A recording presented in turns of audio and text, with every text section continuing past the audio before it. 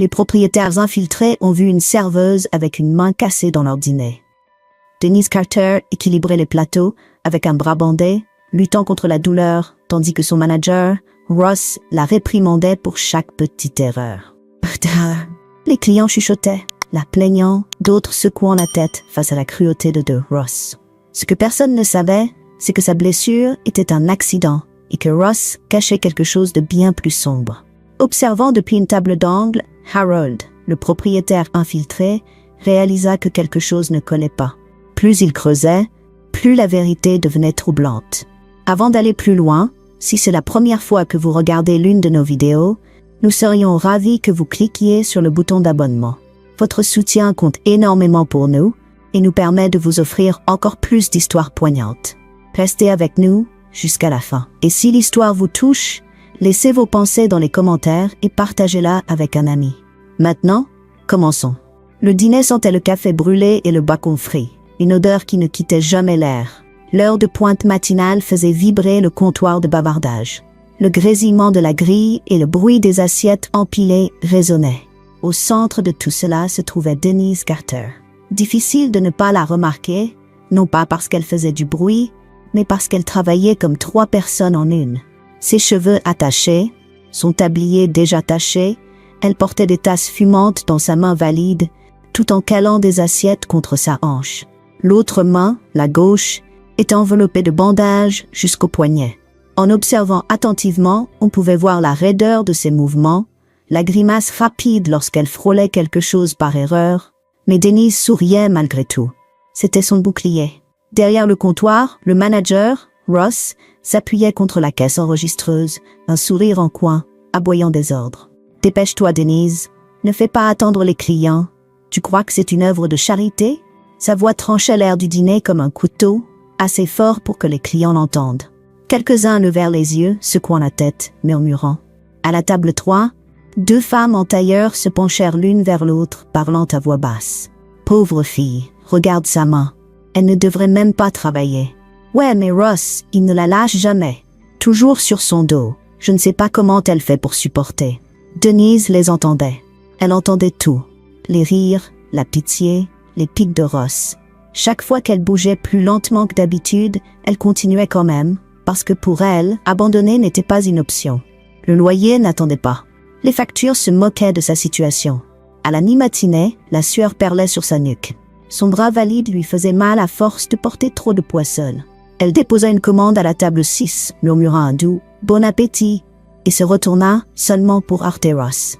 La collision renversa un verre d'eau sur sa chemise. Le dîner devint silencieux. Ross se pencha si près qu'elle pouvait sentir l'odeur aigre du café dans son haleine. Maladroite encore? Tu cherches des excuses, hein? Quelques clients se tortillèrent, mal à l'aise. Quelqu'un murmura « Mec, laisse-la tranquille ». Mais Ross les ignora, ses yeux fixés sur Denise comme un prédateur savourant la chasse.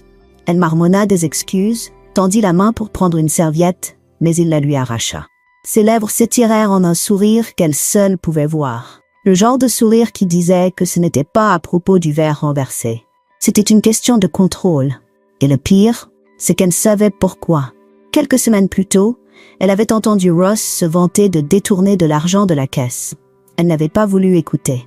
Elle nettoyait simplement les tables après la fermeture quand sa voix avait porté à travers la fine porte du bureau. Au début, elle pensait avoir mal entendu, mais en se rapprochant, chaque mot confirmait ses soupçons. Ross volait, et quand il l'avait surprise ce soir-là, figée dans le couloir, elle se souvenait du éclat de colère dans ses yeux, de la façon dont sa main avait saisi son poignet et l'avait tordu jusqu'à ce que quelque chose craque. La douleur l'avait fait tomber à genoux, mais Ross s'était contenté de ricaner. « Maladroite, hein? Mieux vaut que ça reste comme ça. Un mot sur ce que tu as entendu et tu ne perdras pas seulement ton boulot. » Maintenant, avec sa main bandée et inutile, c'était elle qu'on qualifiait d'incompétente. À la fin de son service, le corps de Denise tremblait d'épuisement. Elle s'appuya contre le comptoir arrière, murmurant une prière silencieuse que personne n'entendit. Elle ne le savait pas encore, mais quelqu'un observait chacun de ses mouvements. Quelqu'un qu'elle prenait pour un simple client venu manger un repas bon marché. Et ce regard silencieux allait tout changer. La plupart des clients allaient et venaient sans trop réfléchir. Mangeant leurs pancakes, laissant un pourboire s'ils se sentaient généreux, puis repartant dans leur monde.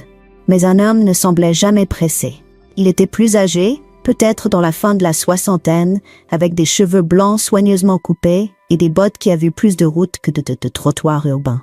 On l'appelait le vétéran à cause de sa posture, droite même assis, et de ses yeux perçants même dans le silence. La plupart pensaient qu'il était juste un retraité, passant le temps devant une assiette d'œufs. Personne ne savait que Harold Whitman était le véritable propriétaire du dîner. Depuis des années, Harold gardait son identité secrète, préférant se fondre parmi les clients réguliers. Il croyait qu'on voyait la vérité quand les gens pensaient que personne d'important ne regardait.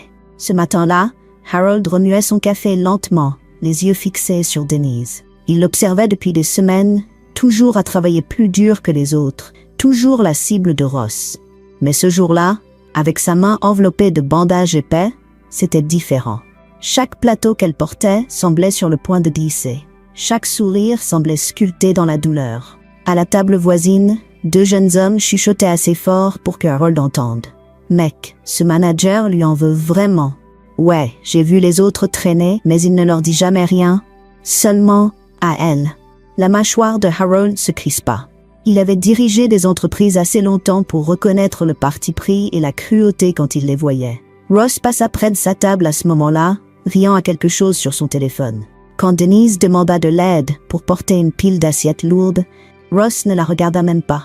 À la place, il marmonna « Utilise tes 2 mains. »« Oh, attends, tu ne peux pas. » Son rire grinça dans le dîner comme des ongles sur du verre. Harold ne bougea pas. Il ne réagit pas. Mais à l'intérieur, son sang bouillonnait. Plus tard, alors que Denise essuyait un comptoir, Harold remarqua une légère grimace dans ses yeux lorsqu'elle plia son poignet trop loin. Il nota aussi la façon dont elle évitait Ross, comme quelqu'un qui avait déjà appris que s'approcher trop près était dangereux. Quelque chose ne collait pas. Quand la foule du déjeuner diminua, Harold demanda discrètement à parler au manager.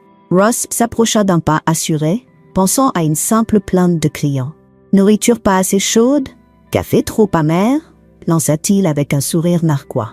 Harold secoua la tête. « Je me demandais juste pour cette serveuse. Elle est blessée. Pourquoi travaille-t-elle au service ?» Le sourire de Ross vacilla une fraction de seconde puis revint. « Elle est maladroite, toujours en train de tout gâcher. La moitié des rapports ici sont sur elle, mais elle a supplié pour rester sur ce service, alors je la laisse. Vous savez, je suis généreux comme ça. » Harold hocha lentement la tête, mais intérieurement, chaque mot de Ross sonnait comme un mensonge. Généreux? Non. Il avait vu la façon dont Ross ricanait, la manière dont les clients chuchotaient, la façon dont Denise luttait contre la douleur pour préserver sa dignité. Ce soir-là, Harold resta seul dans la table d'angle longtemps après le départ de la plupart des clients. Son café était froid, intact. Il regardait Denise nettoyer les tables avec sa main valide, toujours avec un léger sourire pour les étrangers, même si ses yeux semblaient lourds de fatigue. Le vieux vétéran plissa les yeux. Si Ross prétendait que Denise était le problème, alors Harold allait découvrir la vérité par lui-même. Et s'il avait raison, quelqu'un dans ce dîner allait bientôt regretter d'avoir sous-estimé Denise et lui. Le lendemain, Harold revint au dîner. Même table d'angle, même café noir. Pour tout le monde, il ressemblait au même vieux vétéran sans rien de mieux à faire. Mais ses yeux n'étaient pas sur le menu. Ils étaient sur Ross. Ross paradait de table en table, plaisantant avec les clients, riant plus fort que tout le monde. Mais dès que Denise passait à côté, son visage se durcissait. Chaque mouvement qu'elle faisait, il le critiquait. Si elle versait le café trop lentement, il claquait des doigts. Si elle essuyait le comptoir 2 fois au lieu d'1, il ricanait et parlait de perte de temps. Harold remarqua un schéma. Ce n'était pas juste de la critique, c'était ciblé. Et quand Denise laissa tomber une fourchette, Ross secoua la tête de manière théâtrale, disant à une table à proximité « Vous voyez ce que je dois endurer. » Toujours négligente. Les clients rirent nerveusement, incertains si c'était sérieux. Denise se baissa, sa main valide tremblante, les joues brûlantes. À ce stade, les soupçons de Harold s'étaient transformés en certitude. Ross la sabotait. Cet après-midi-là, Harold se glissa dans le bureau à l'arrière sous prétexte de chercher les toilettes. La porte n'était pas verrouillée, des papiers étaient éparpillés sur le bureau. Ses yeux tombèrent sur une pile de formulaires de mauvaise conduite. Page après page, le nom de Denise était écrit en haut. Chacun l'accusait de petites choses. Boisson renversée, Commande oubliée, mauvaise attitude. Mais Harold mangeait là depuis des mois. Il n'avait jamais vu Denise agir de manière inappropriée. Il feuilleta davantage et découvrit quelque chose de pire. Les totaux de la caisse enregistreuse ne correspondaient pas. Chaque semaine, les chiffres baissaient, mais aucun rapport n'avait été déposé. Son estomac se noua. Il savait reconnaître un vol. Il avait déjà démasqué des hommes dans ses anciennes entreprises. Ross n'était pas seulement cruel, il était malhonnête. Ce soir-là, Harold resta plus longtemps que d'habitude, sirotant son café pendant que le dîner se vidait. Alors que les derniers clients partaient, Ross se retira dans le bureau. La porte ne se ferma pas complètement et des voix s'échappèrent. Encore 5000, facile, se vantait Ross, son rire résonnant dans le couloir. Et quand ils remarqueront l'argent manquant, c'est la petite serveuse qui prendra. Elle a déjà le plus de rapports contre elle. Personne ne la croira contre moi.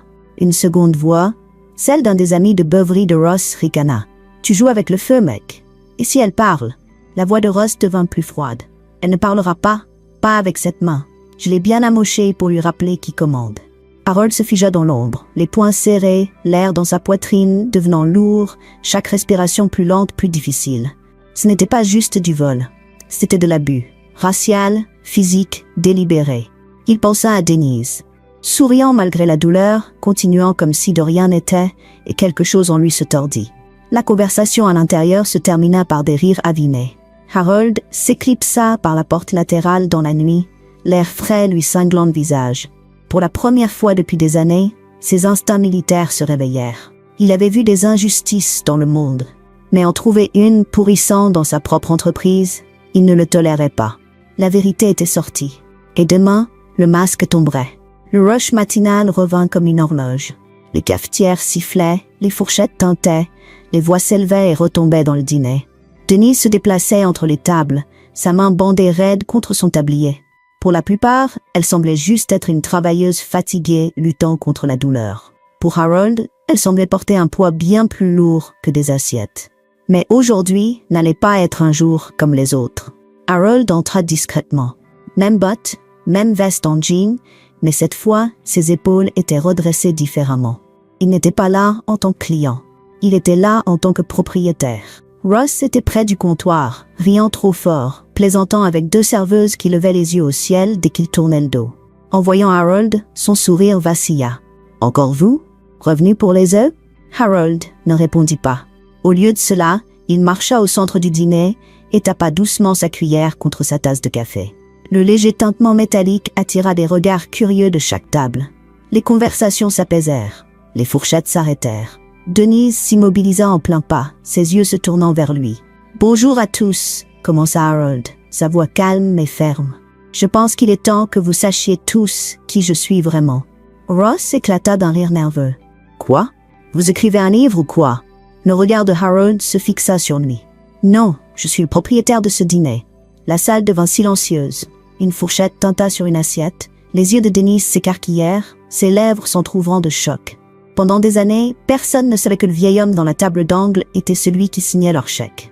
Ross lâcha un rire, bien que son visage ait blêmi. « Vous plaisantez. » Harold sortit un dossier de sous sa veste et le posa sur le comptoir. Des pages s'éparpillèrent. Rapports de mauvaise conduite, feuilles financières, copies des journaux de caisse. J'ai observé assez longtemps. Je sais ce que vous avez fait, Ross. Chaque faux rapport que vous avez déposé contre Denise. Chaque dollar que vous avez détourné de la caisse. Et je sais ce que vous avez fait à sa main. Des murmures choqués parcoururent le dîner. Les clients se tournèrent sur leur siège. Les deux femmes de la table d'affaires chuchotèrent. Je le savais. Je savais qu'il était louche. Ross bégaya, sa voix se brisant. C'est ridicule. Vous ne pouvez pas prouver. Avant qu'ils ne puissent finir, deux officiers en uniforme entrèrent par la porte. Harold les avait appelés ce matin-là. Leur seule présence réduisit la salle au silence. L'assurance de Ross s'effondra. « Attendez, vous ne pouvez pas, ce n'est pas... » Mais les menottes claquèrent autour de ses poignets avant qu'ils ne puissent finir. Le dîner s'anima de murmures alors que Ross était escorté dehors. Ses protestations se noyèrent sous le cliquetis des chaînes. Denise resta figée, sa main valide pressée contre sa poitrine. Pour une fois, Ross ne la dominait pas. Pour une fois, le poids de la faute s'était déplacé. Harold se tourna vers elle, sa voix plus douce maintenant. « Vous avez porté cet endroit sur vos épaules. Pendant que d'autres mentaient sur vous, vous l'avez fait tourner. À partir d'aujourd'hui, vous n'êtes plus seulement une serveuse. Vous êtes la nouvelle superviseuse du service. Denise clignait des yeux, des larmes s'accumulant dans ses yeux. Le bandage sur sa main trembla alors qu'elle le pressait contre ses lèvres. Un sanglot étouffé s'échappant. Les clients applaudirent, certains discrètement, d'autres assez fort pour faire écho. Et pour la première fois depuis des années, Denise redressa ses épaules, non pas comme la femme que les gens plaignaient, mais comme quelqu'un enfin reconnu pour qui elle était vraiment. Dehors, les cris de Ross s'estompèrent alors que la voiture de police s'éloignait. À l'intérieur, le dîner sentait toujours pareil. Café brûlé et graisse, mais l'air semblait différent, plus léger, plus propre. Harold s'assit à sa table habituelle, café en main. Mais cette fois, il ne se contentait pas d'observer. Il souriait, car la justice avait enfin été rendue. Ne sous-estimez jamais la force silencieuse de ceux qui continuent à se présenter, même quand le monde essaie de les briser. L'histoire de Denise prouve que la vérité l'emporte toujours, et que la justice trouve toujours les coupables. Si vous pensez que des histoires comme celle-ci doivent être racontées, cliquez sur le bouton d'abonnement, partagez cette vidéo avec quelqu'un qui a besoin de l'entendre, et laissez un commentaire ci-dessous, car votre voix compte aussi.